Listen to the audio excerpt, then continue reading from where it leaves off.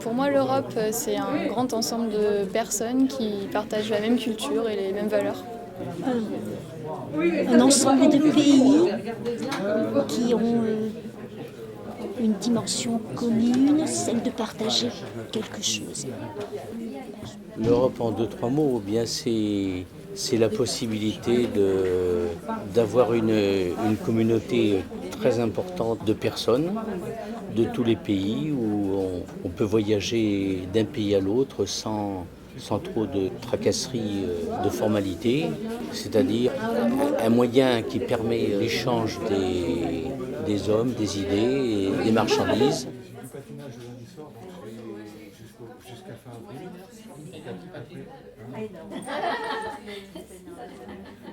Après, à partir de mois de mai. Je pense que déjà, les rencontres linguistiques font partie de ces projets financés par l'Europe.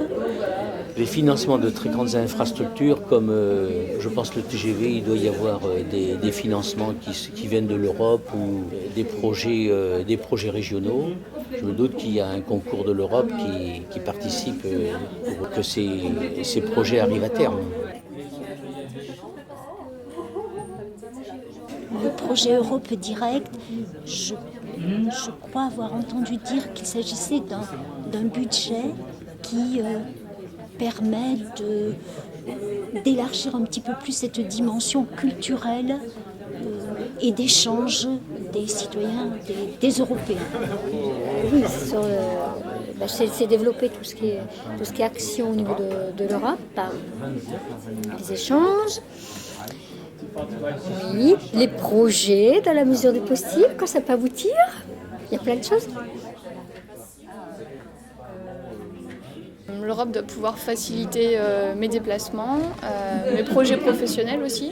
Si j'ai envie de travailler à l'étranger, dans un autre pays de l'Europe, ça doit être facile pour moi. Ça peut présenter quand même certains avantages, mais ça présente aussi certains inconvénients. Par exemple, si on cite le transport de produits illicites, il y a des produits comme des armes qui peuvent passer d'un pays à l'autre ou de la drogue.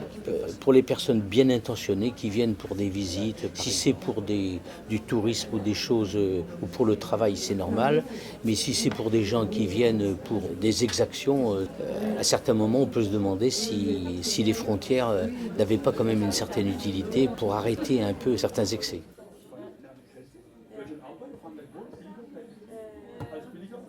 Je ne m'en rappelais plus. Mais j'en prends bonne note parce qu'on va voter donc en France comme dans les autres pays. Je me sens quand même impliqué aussi bien pour les élections municipales, les élections européennes. On a tous notre mot à dire. Ça me semble tout à fait normal.